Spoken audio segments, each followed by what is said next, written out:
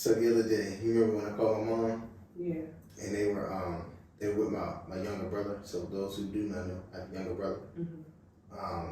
And they asked my brother, like, hey, you see who this is? And when he looked at me on FaceTime, we was looking at each other. He had no idea who I was. And I don't know if there was a range of emotions, but something triggered me in that moment to be like, wow, my own blood brother doesn't really recognize me, and I don't know how to feel or what to feel or what to say about it. So I think we need to explore it today. Okay, let's talk about it. Let's talk about it.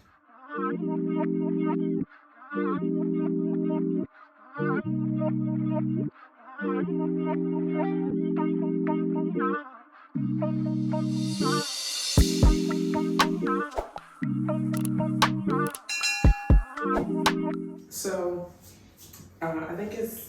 I think it's incredible that you're wanting to explore something that you've never talked about, and like we've been together now. We've talked about it a ton of times on the podcast, and we've been together for going on 10 years in March, and seeing your relationship with your brother. I guess kind of give a background about your actual family in regards to, like, you don't have just one brother, like you have a ton of siblings, it's a lot of y'all. But I know this conversation is going to be really, really important and impactful for us, because this is really the first time we're actually talking about it to each other too. But let's kind of rewind it back and break down your family dynamic, I guess, in the way that you want to talk about it. Well, you're right. I have a lot of brothers and sisters. Yes. Well, I actually don't have a lot of brothers. I have a lot of sisters. Yes, you do. Imagine that. I have an older brother.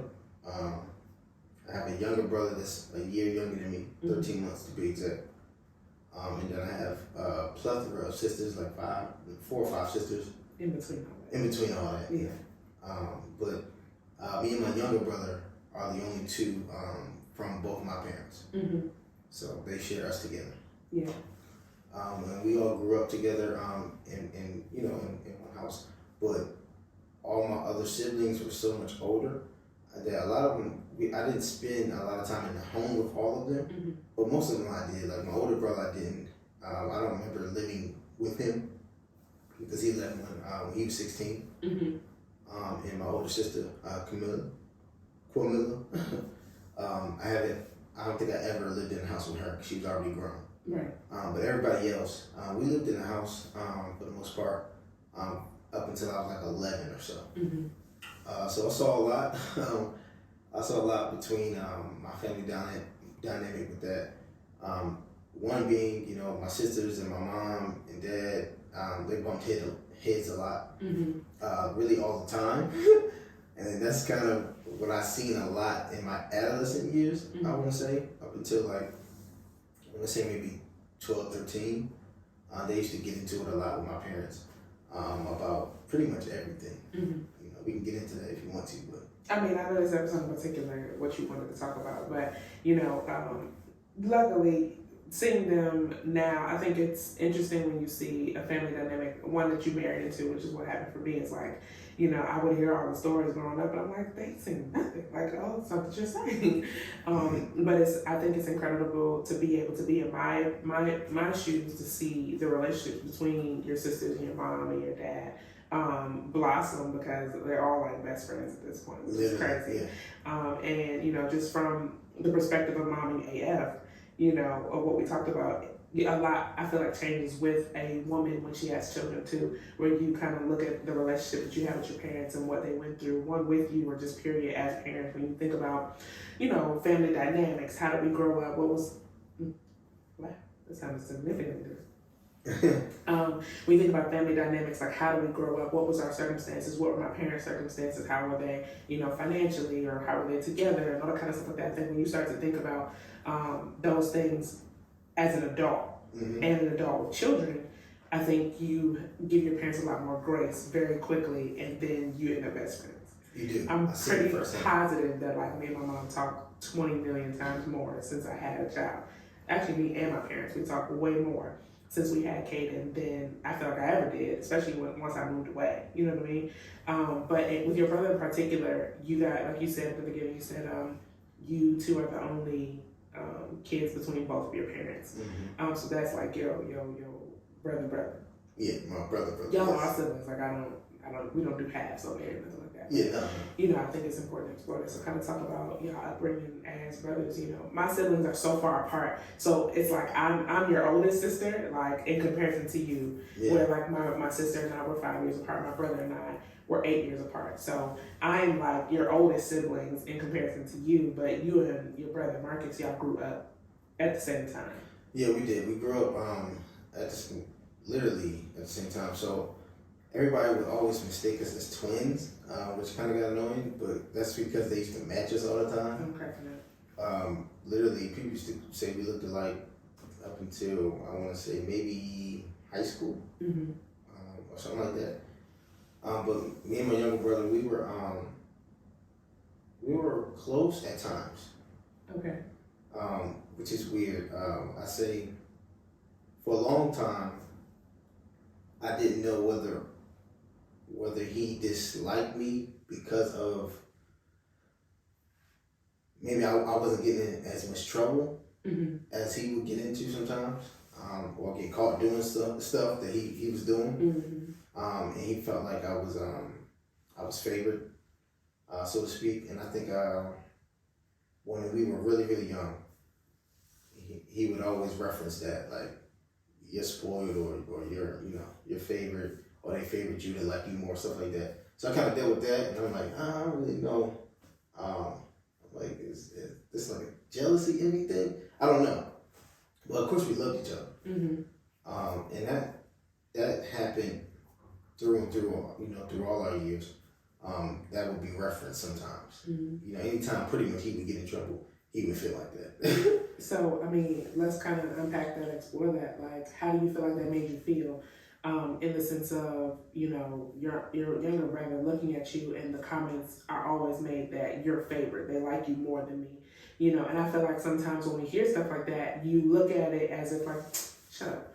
You know what I'm saying? They love us, blah, blah, blah, blah. But I feel like subconsciously, it puts, like for me, I experienced the same thing with my siblings, like, because I was the oldest. So there was a visual of perfection, because we're in two different life places. Therefore, you don't know what's really going on in my life. Like if I'm in college and I think when I went to college, my sister was like a sophomore in high school, right. Or really, no, she wasn't even in high school yet. She was in the 8th grade when I went to college. My brother was in the 5th grade when I went to college. There's nothing we can talk about for you to really understand me until you get to college. And by the time you're now in college, when my brother graduated, we got married the next year. Yeah, no, that same year. Far. Yeah. You know what I mean? And so I feel like for me, it was a false sense of perfection, because you didn't know me. You only knew what you knew from the outside looking in, literally, because I have to young myself down for conversations that are worthy of my siblings that are younger than me. And so I guess when you don't realize how much it has an effect on you until you're older, when you're trying to figure out why other things trigger you. And so, like, what was that kind of like? What did you experience, I guess, subconsciously, that you're even kind of exploring now, that those conversations or those comments kind of, like, how did that make you feel? I think sometimes those comments made me, it made me mad. It made me resentful. One, I also felt like I was being judged, or he had some type of envy towards me, for something I couldn't control. I didn't do anything. But I think now looking back, it really had a lot to do with me having trust issues with people. And why I say that? Because of what he was saying? Because it would seem like he would turn. Gotcha. He would kind of turn on me in a sense, like we'd be cool. All of a sudden, boom! Now something happened, and you're against me, and and I've never done anything to you. Right. So it was like the person closest to me is always changing up their love for me, or their reactions towards me. It just made me seem like, okay, how do I get close to somebody and they can't do the same thing? You know what I'm saying? Like if I was getting closer to an individual, or get to know somebody, and they show love to me, but at drop of a hat, could you change on me too?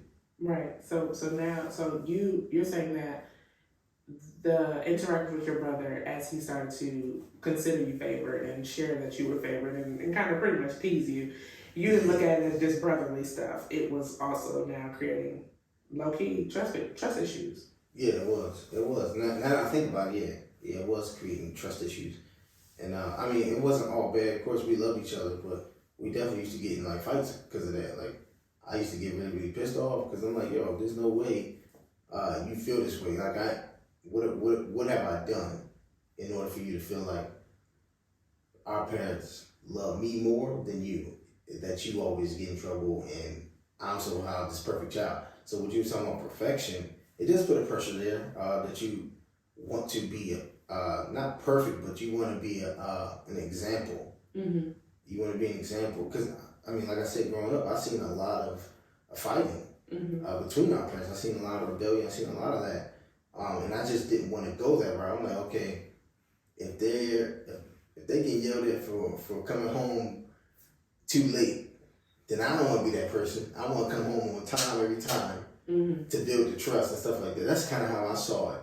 But it wasn't received that way. It was like, oh, this, yeah, like I heard that so many times. Goody two shoe did these different type titles, and I'm like, no, I'm just trying not to get in trouble. Yeah, I'm just trying not to get in trouble and stuff like that. I'm trying to do what's right because I seen the wrong result. I seen what happens when you do shit wrong. I seen that result. I just want to do the opposite. Right.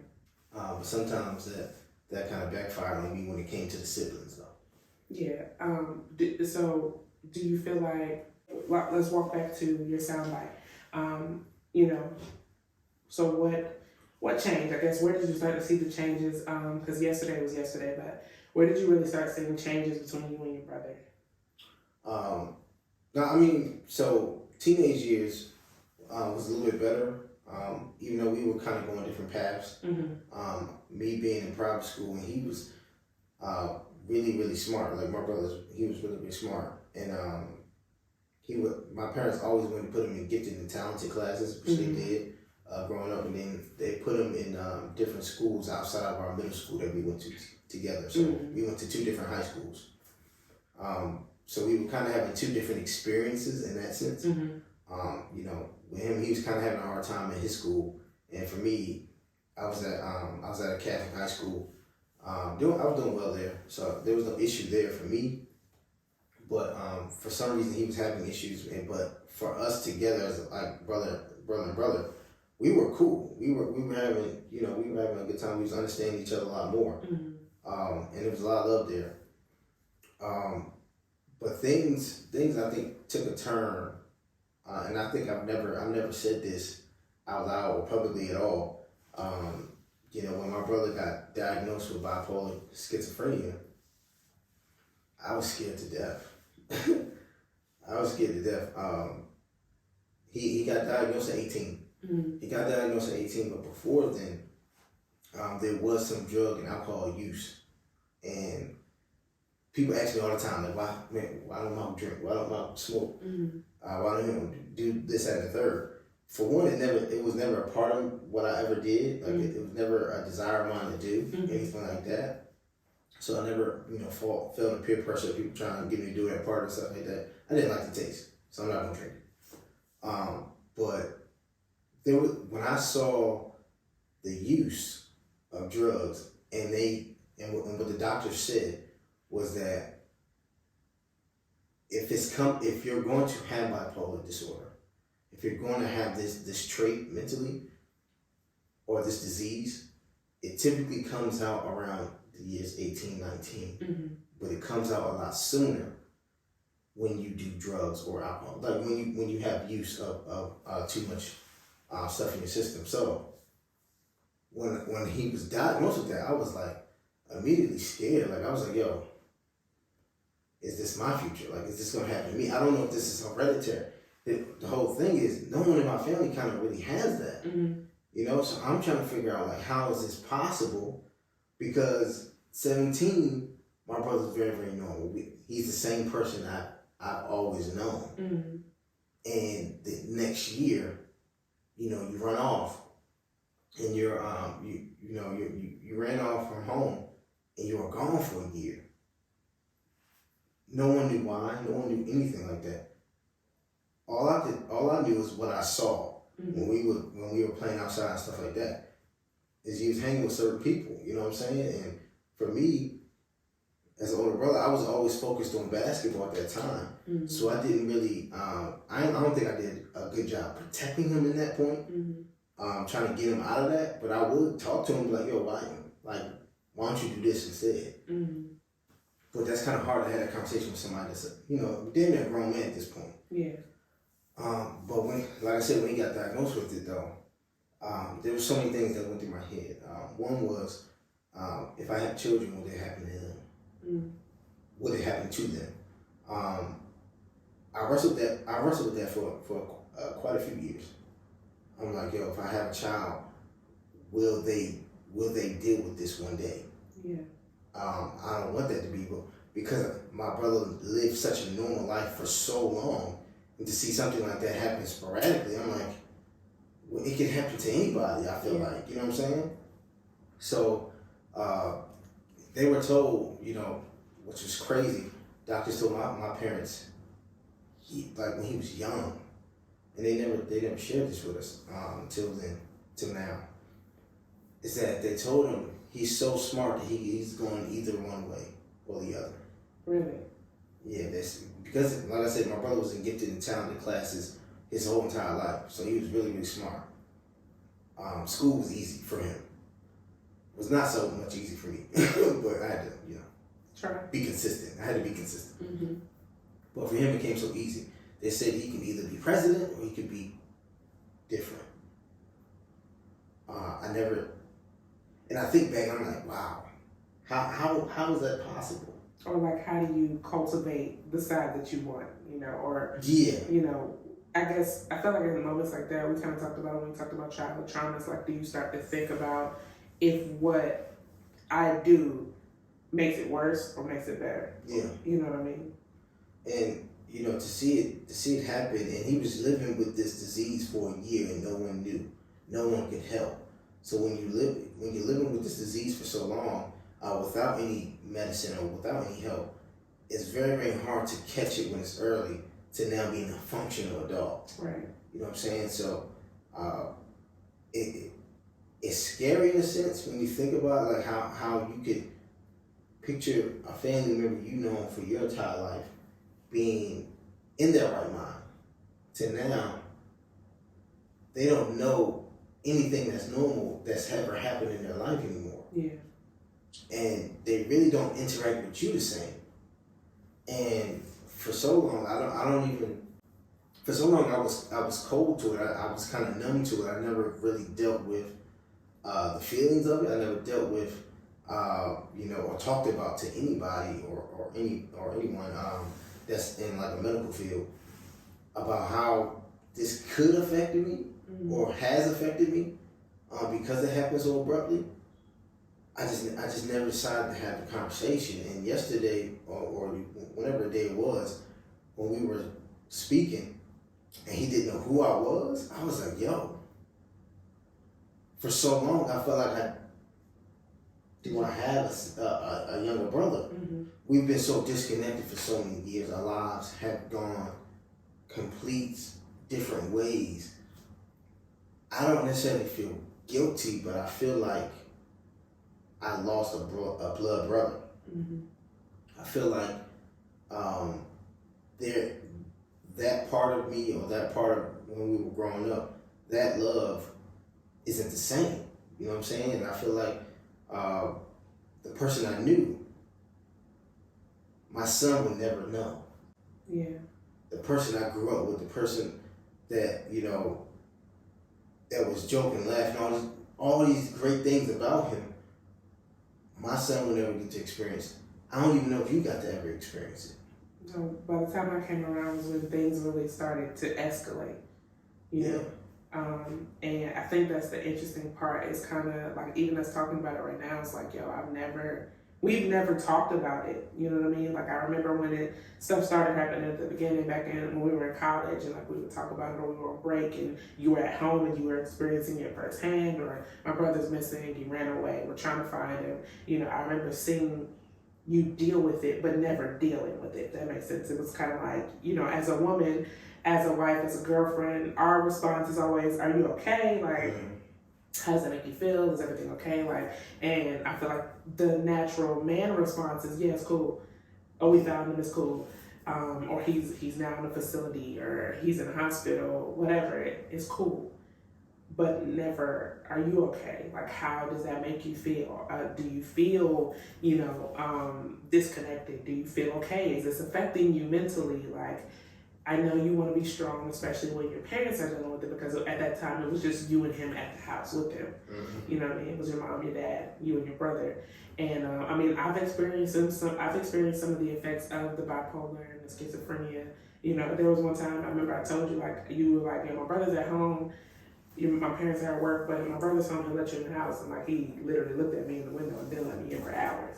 It's crazy.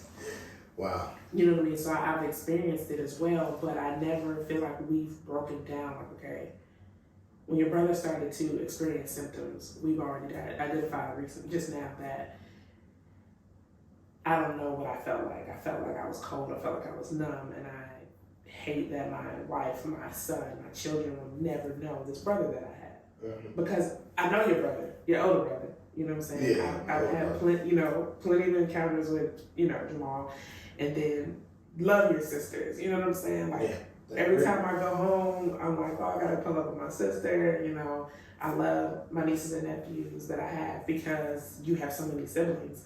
But I do think about that too. But more than I think about it, I've always wondered, how does that make you feel? Like, do you feel like let me ask you this: where did you see, like, when you were 18, you know, before all this happened, where did you see, if you had to project into the future of today, what did your relationship look like with your brother? What is your family relationship, your dynamic of what you expected your son to feel like with, you know, with your his uncle, etc.? Around that time, around 18, we were really close. We were really close. We were friends. Outside of being brothers, we were genuinely liked each other. Genuinely. What's crazy is, though, I mean, he would kind of get us into some stuff, you know, trouble, because, you know, some of the things he was doing outside, I had to defend him sometimes when it came to that. And some of that stuff backfired on me, like that. I don't know if I told you. No, I did tell you that time that he had gotten into a fight with somebody. The older brother was out looking for me and kind of tracked down not my whereabouts, but he tracked down kind of my schedule. Back then, I was hooping every day in the summertime up until like 9 p.m. From like 12 to 9 p.m. every single day. And I would walk home when I was done. And this one particular day, I think my brother had went home a lot earlier than I did, like maybe 30 minutes or so earlier than I did.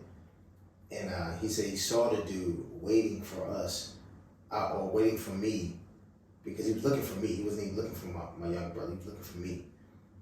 He was looking for me. He was sitting outside of our apartment complex, waiting for me to walk home, and he had a knife in his hand. So my brother had called me, and like I said, he was 18. He had called me and said, "Don't walk home. Such and such is waiting for you." So I had to call my dad and tell him to pick me up from the basketball. What was it called? Court? Yeah, basketball court. To take me home.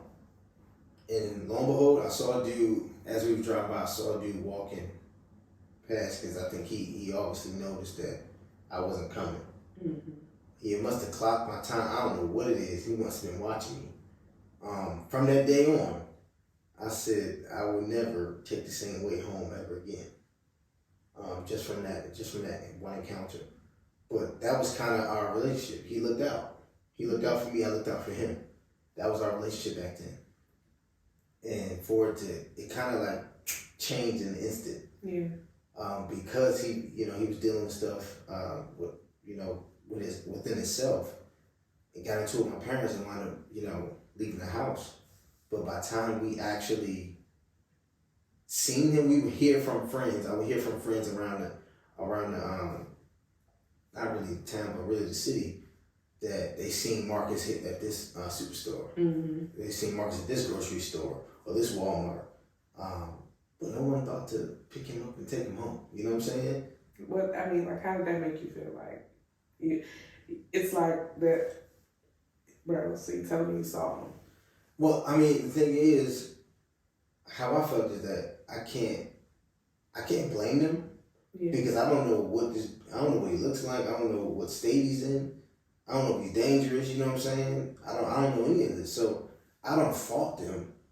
But telling me days after, I mean, doesn't help me. You know what I'm saying? But that was at that time my parents were looking for him for so long. Yeah. My mom was going through it. I saw my mom going through it, and that's when I learned about unconditional love, though. Mm. Seeing my mom can unconditionally love him through everything she was put through, well before all of this happened anyway. Continuously love and help him and provide for him. I saw how rare a mother's love is, mm-hmm. and how we have to cherish our mothers. No, definitely. My son should honor you because the love that you have for him. Yeah. There's no one. My dad told me one day, he said, no one's gonna love you like your mother.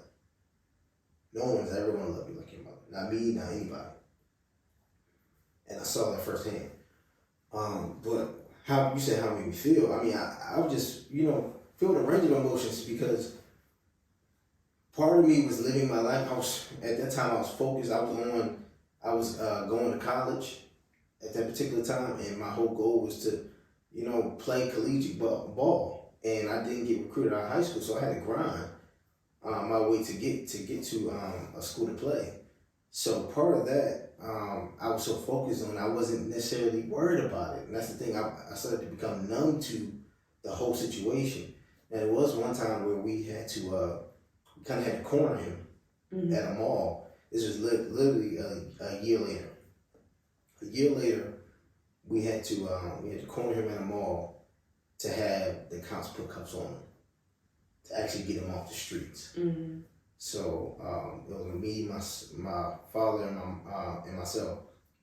Oh, my mom. I said myself. My mom. We had cornered him at Towson Mall. He was out there. He was actually picking pennies out of the wishing well. And it's the first time I had seen him in a year, and I didn't know who I was looking at. Mm-hmm. I didn't recognize the person I had grew up with. And I was shell-shocked, and I'm like, what the hell is going on? At this time, we don't know his sickness. We don't know he's living with bipolar and schizophrenia. And we got him off the streets. We got him booked, honestly. We had to do it. Got him off the streets. And that's when we got him help. Or he got some help, because the cops even saw, like, he's not really all here. Mm-hmm. He's not really all here. Something else is up. And he's not really criminal-ish. You know what I'm saying? He never was.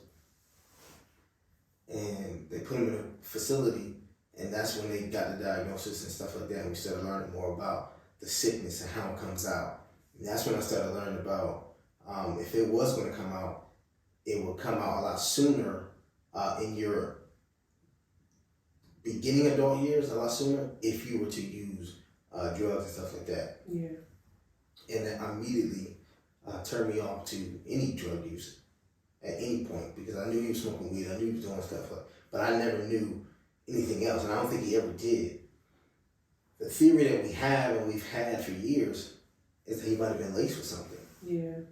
Laced with something that was out of his control because of how severe, how quickly it happened. Mm-hmm.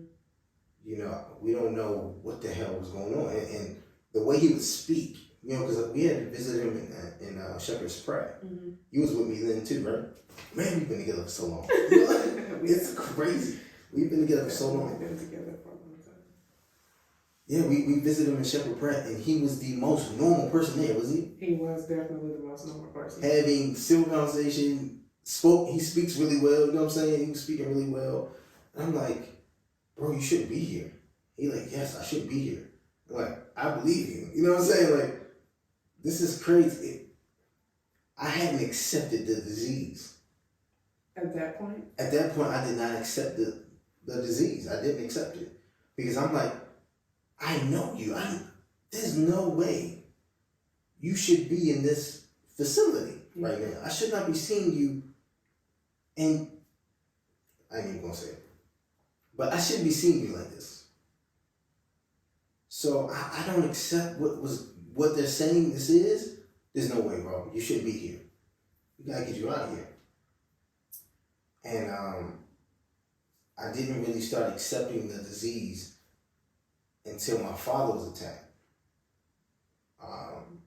And this is part of when I really started to feel numb. Because, this is not to paint my brother as a bad person, because he's not. No. Obviously, he's living with a sickness. But this is me sharing something I've never shared with anybody outside of you. I've never really shared this with anybody and kind of dissected this. And I told Brittany, I said, we have to dissect this because this just triggered me in some kind of way, and I don't know why. But my dad was asleep one time coming from work. He was asleep at the house on the couch, and my brother was home. And my brother decides to beat my father in his sleep out of nowhere, to the point where my dad's face, you couldn't tell who he was. Mm-hmm. And I saw the pictures. Of course, I wasn't here. I was living in Atlanta at the time, I believe. Living in Atlanta, and I saw the pictures, and I'm like, I can't believe this. The man that provided for us our entire lives, that taught us everything we know, taught us how to be men, that never complained, and worked his ass off. How could he do this? And for so long, for years, I had been mad. I have been mad at my brother. I no longer saw the sickness anymore. I'm like, I don't know if I like you. Yeah. Because of the significance of what just happened. And I think my dad was mad for some time too. It took my dad a while to come back to grips, because he knew he was sick too, of course. But it took my dad some time to welcome him back. Yeah. In the fold. But for me, I hadn't got over that for years. And I think I might have just gotten over it maybe over the last 2.5, maybe 3 years, to understand that he is sick. Schizophrenia and bipolar disease, having both, is no joke. And they give you these medications that are supposed to help. Right. But really what it does is just sedate you. It makes you numb. It makes you just even more in your thoughts and stuff like that. And I've seen this. So anybody that may be dealing with somebody, maybe dealing with a family member or boyfriend or significant other, whoever that may be dealing with that, I understand what you're feeling, you know, or the stuff that you're seeing is traumatic and we don't know it. Right. You know, and we got to deal with the feelings around it. We got to talk about it. But for me, for so many years, I was so mad at him that I wouldn't go see him. I wouldn't go visit. I wouldn't call. So it was a distance for a long period of time, at least 4 years, where I was that's when I began to be numb to the whole entire situation. That I don't really have a brother. I didn't feel like I had a brother anymore. Yeah. I kind of lost him. And I think that in your adult life, how do you get close to somebody how do you get close to other people? How do you trust other people when you feel like you didn't trust, or you you didn't connect with the people that you grew up with the most and saw the most. You know what I'm saying? So I know it has some kind of effects. Let me ask you this: Do you feel like that time when your mom went to the doctor with him, and I think this was shortly after we visited him that time, and your mom said that the doctor said that you were his trigger, that you were his trigger, and that a lot of I forgot about that. A lot of his, it's always lingered in my mind that, you know, even with what you're saying now, like, okay, like I feel like I was numb to it, I feel like I didn't have a brother, but not even being able to process or acknowledge the fact that you were acknowledged or mentioned as a part of his situation. Like, how did that kind of impact you? Do you feel like that contributed to the numbness, to not have to want to think about, like, like, if you trace it back to everything that you already talked about, like, growing up, he always said I was this, and he compared himself to me, and that I'm literally feeling like I'm not doing anything, I'm just living. Like, now hearing stuff like the doctors think that you're a part of his triggering. So when he sees you or when he hears your name or whatever, he don't want to see nobody in the family. Like, how do you feel like that also impacted you? It did. It was crazy. I forgot about that because I probably suppressed that. Mm-hmm. Just like I feel like with him making that statement is why he probably put in the back of his head and suppressed it. Yeah. Of who I am, because now he doesn't even really know who I am right now. Mm-hmm.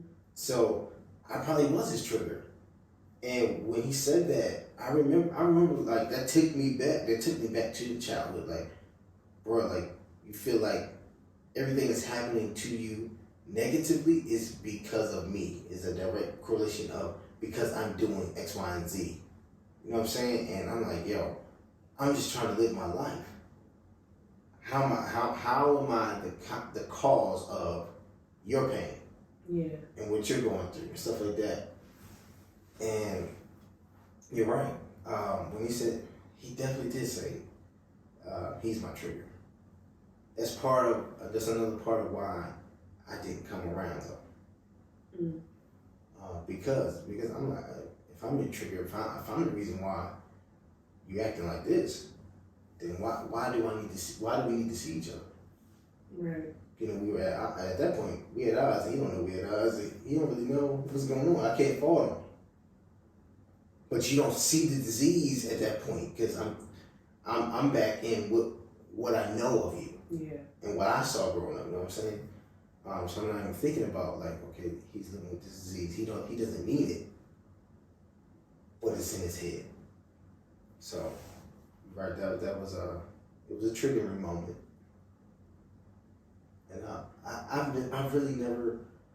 I never sit through the feelings of how do I actually feel about this? Like, do I feel like I have a brother? Do I not? For a long time, I felt like I didn't have a brother. Do you have levels of? Do you feel? I don't think guilty is the right word, but it's like, is there a part of you that resents the illness, or like, is there a part of you that really is like, okay? Have you ever blamed yourself? Yeah, I blame myself for allowing him to hang on the corner and smoke and do all the stuff that I knew I wasn't doing, and I had no, I don't even know the words. I feel like I should have stopped that. I should have nipped that in the bud when we were 17. The first time I saw it, I felt like I should have nipped it in the bud. Like, even though I came to him and talked to him about it, told him chill out. Either way, he's gonna do what he's gonna do. You know what I'm saying? But I feel like I could have done more in that situation. Maybe that sickness wouldn't have came out. Maybe we would have got more years of him. Yeah. And we could have got him some help because he, you know, we would have saw the signs maybe gradually and not so quickly. So some of that, sometimes, you know, I in the past I have blamed myself on that. I think I've gotten past that, so to speak, but there has been times where I was like, man, if I'd done a little bit more, if I was there a little bit more, if I wasn't so focused on, you know, the goals I had for my own life, maybe I could have saved some years of his in his right mind. You know what I'm saying? Like, it's just, I don't know, it's a lot. I think that's valid, but I also don't want you to feel. I ask that in particular because I don't want you to blame yourself. You know what I mean? At the end of the day, God gives us choices, but He also knows what's going to happen before we do. He knows what He even knows what choices we're going to make, despite what they breed. And I don't want you to blame yourself.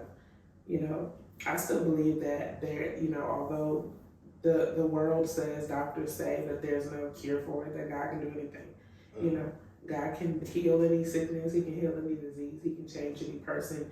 But it's important to not blame yourself for something that you couldn't control, because who's to say that what you did would have changed it? You know what I mean? And not feeling like because I didn't do all I could to save my brother. And that's how we feel as siblings. It's like, I've had situations where me and my brother get into it, and like, when I was in high school or stuff like that. I remember, or even in college, I used to call you. And situations where my brother would run off and leave the house and all that, and it's like, I know we were just fighting, but that's still my brother. I followed him one time on foot, no shoes on, just because I needed to make sure he was safe. Although I'm pissed, I couldn't go to work the next day because it was the middle of summer and I burnt my feet. It was a lot of work. Burnt my feet. I know I should have got some shoes. It was definitely not it. But it's like sometimes you look at it like, if I could have, or what if I would have did this, or where would he be, and all stuff like that. But it's important not to blame yourself, because I feel like we can't properly support them if we're in a state of blame. We can't support our parents who, we feel this way, and they're just our siblings. Imagine if they were our kids. Correct. And being able to support them, because who knows what that makes them feel like. It's hard. I feel like we don't talk enough or dissect the things that trigger us. We don't dissect how they make us feel. We don't, and we live in a state of numbness. And I believe because we live in numbness, when things actually do trigger us, it's like you can kind of go off into the deep end just because, damn, what the hell just happened? And so kind of go back to yesterday where it's like, okay, what the hell is going on? Like, I saw your face change when your father said, do you know who that is? And he looked at you. Yeah, he just stared at me. Like, when he showed you, when he showed him no. Caden a couple, last week, when it was Caden, it was like, oh, that's your nephew. And he just, it's like, doesn't connect the way you think it would connect. You know what I mean? Like, so. I don't know, it was a range of emotions, so to speak. It was just like damn, my blood brother, my younger brother, does not remember any of the years we shared as real brothers. You know what I'm saying? Like, he'll never remember any of that. And part of it, I don't even, some of it is a blur for me. Because it's been so long, I've seen him in this state for now 10 years or more. Yeah. And I'm like, I'm forgetting how he was before. So to see that is like damn, man, like, my brother doesn't know who I am.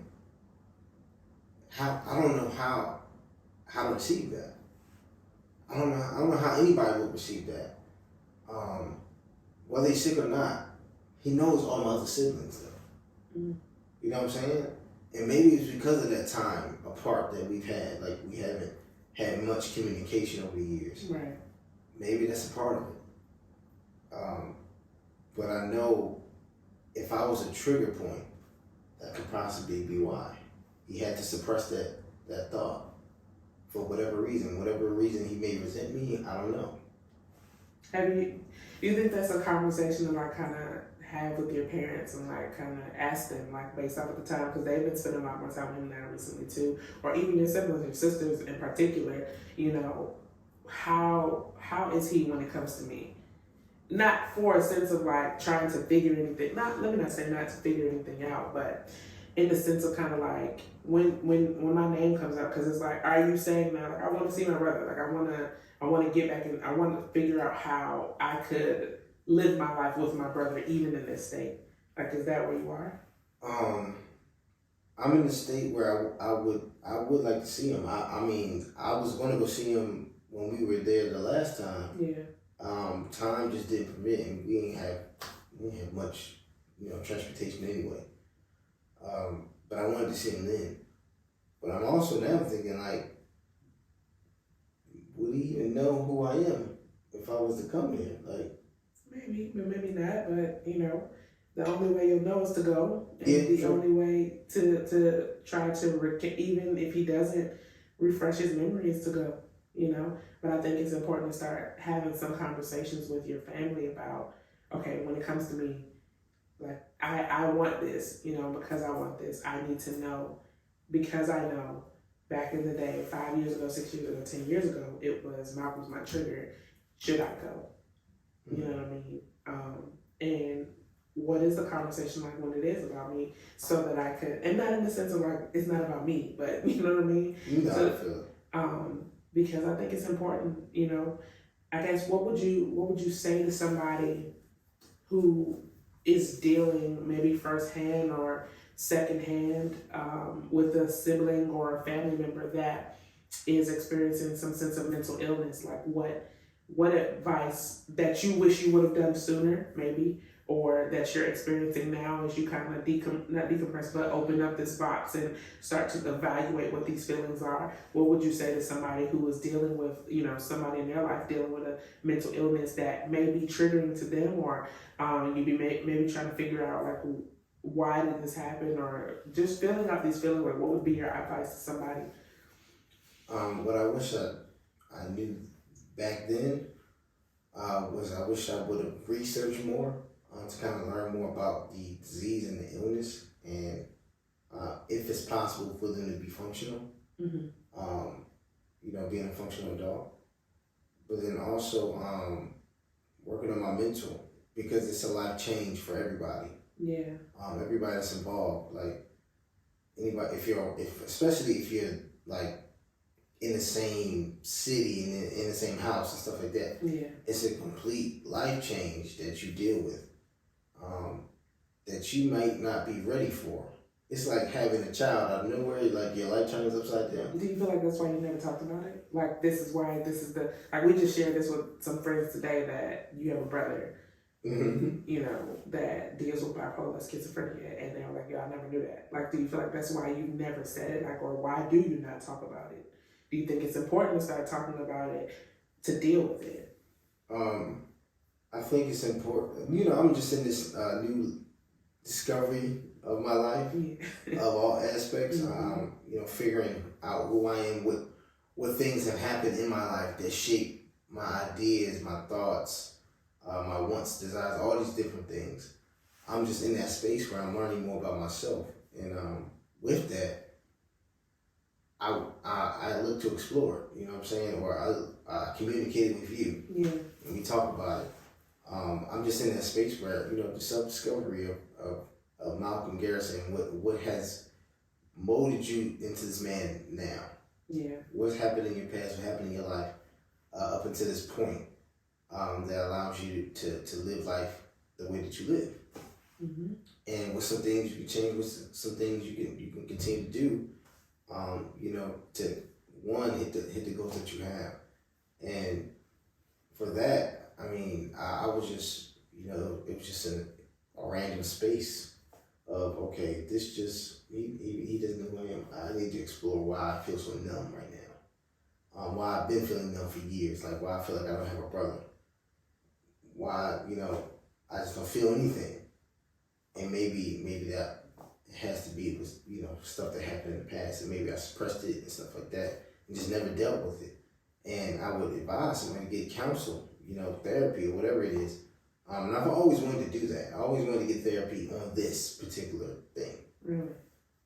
Yeah. I've always wanted to seek counsel. Just never have.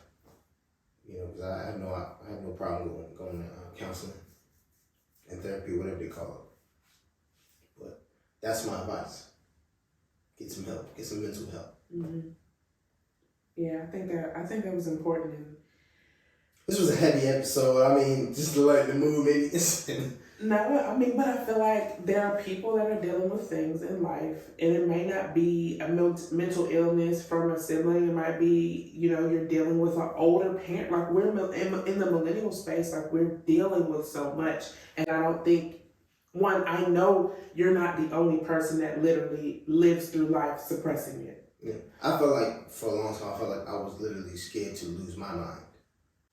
And I think that's valid though. Like it's like in understanding when you don't, like you said, do more research. It's like, but your mind automatically went to, because you're so close in age too. It's not like I'm too far off for this to now happen to me if it is hereditary. Exactly. And so I think that's understandable. But who else is sitting here listening to the podcast or watching the podcast and they're like, damn, I've experienced this too, and I've never, you know what I mean? Maybe you lived your whole life with the sibling that, you know, had a disability or something like that, where, you know, it's so much that people are dealing with one with their siblings, but also when it comes to mental health. Maybe it's a boyfriend and they're living in a state of depression, like, you know, things like this, and dealing with it or not dealing with it can end up you being in your own mental space and your own, you know, I remember the look on your face when you saw your father on FaceTime after you, and now you're dealing with the thought of, I want to go help my father, but I also want to fight my brother. You know what I mean? Like you're in both headspaces of like, but then I have to think about his illness and I have to consider that and give him grace at the same time. But bro, like we need to throw hands at the same time. It was tough. You know what I mean? So I think these conversations are important because we feel like what we've experienced so far, and thank God, you know, that whatever's been laid on our heart lately, and us done has created such an impact and influencing, impacting so many people where they're like, yo, I thought I was living in this world by myself, dealing with the same stuff that other people are dealing with. Facts. And sometimes I feel like we're afraid to have these conversations because I'm sitting here talking about my mental health. You know what I mean? For you to say, I actually, like, a bigger part to than just the numbing is I felt like for so long it could happen to me too. And I'm sure for you it's like you almost had to go numb so that you don't have to think about it for yourself. It's not only just thinking about it and why did this happen to my brother, it was also like, what is it, am I next? Exactly. That's literally what it was. Am I next? And so I think it's important to talk about stuff like this because you're not the only person in the world dealing with this. Y'all aren't the only family. You know, the first experience I had of hearing about somebody with a sibling with schizophrenia was in college. I had a homegirl, and literally she was telling me about her brother and the things that they were going through. And crazily enough, I guess it didn't scare me because I already knew somebody who was living the same life. That was a friend of mine who had the same situation, and they were okay. Yeah. You know what I mean? She had a multitude of siblings as well, and this one, schizophrenic. That was the first time I even heard the term. And it's so crazy because there's so many functional people with the disease, you know? And that's when I was like, man, why couldn't he just have if he was going to have it, why couldn't he be functional as an adult and be regular with it, you know, so I can have my brother back, you know what I'm saying? So it was a lot of grieving maybe, you know, in that. So the fear of it being me next, and you know, by the time I got past 21, I kind of settled down. Like, okay, maybe this won't happen to me. But even to this day, sometimes it pops up in my head like, yo, what the heck? Hope, like, pray to God, but what if? You know what I'm saying? But sometimes you feel like you're the only one that feels that way or going through it. And sometimes when you're the family that's going through it, that has somebody with that disability, you feel like you're the only family going through this. And you're right, there's so many more people out here that's dealing with that times 10. Yeah. So, gotta talk about it. We're in this together, you know. One of our goals for the podcast was create community, to create conversations, to be able to have somebody, and it's not like a Me Too thing. Like, it's not about everybody saying, yo, me too, but it's about knowing that you aren't alone. Because a lot of times when you do deal with mental health issues, when you deal with yourself, when you just deal with life in general, when life be life in the way it be life in, it's like you sit in your head for so long, you come up with these scenarios as if you're the only person dealing with it. And I think because we're deciding to address some of these things and just share our thoughts on it as we discover the things within ourselves, I know that these conversations are changing lives. And will continue to change lives, and I'm really proud of you. Like I said before, I'm serious. I'm proud of me too. I've been with you for 10 years, and never have we ever really dived into, your thought process in regards to processing it, or now that you're just starting to process it. I'm proud of you. I think this was really good, and I think it's gonna, bless some people. I agree. This has been another one. Yeah, this is good. This was great. I'm proud of you. Therapy, right? Therapy. Man, listen, self-discovery, self-improvement. Get help, y'all. It's okay. Go ahead and go to therapy and talk about it. No, we ain't trying to be a therapist, nothing like that. You know what I'm saying? But we're just here to kind of facilitate your beginning of conversations with maybe your family, maybe your siblings, or maybe even helping you decide to rekindle a relationship that you desire. Yeah. So we're excited to hear about your guys' journey going through this, and we're here to support you guys in any way that we can, and just talk about it. That's right. So we love you guys. We appreciate you. Of course, y'all know I'm one of your hosts, Brittany Garrison. I'm Malcolm Garrison. And you can follow me at Brittany Donnell on all places, and you can follow me on IG at Malcolm_2_Garrison. And you can follow the show at So Let's Talk About It podcast on all platforms, TikTok, Instagram, YouTube, and make sure, don't forget to like, share, subscribe. And if you're listening on Apple Podcasts, don't forget to rate and review. That's right. We out. All right. We'll see you guys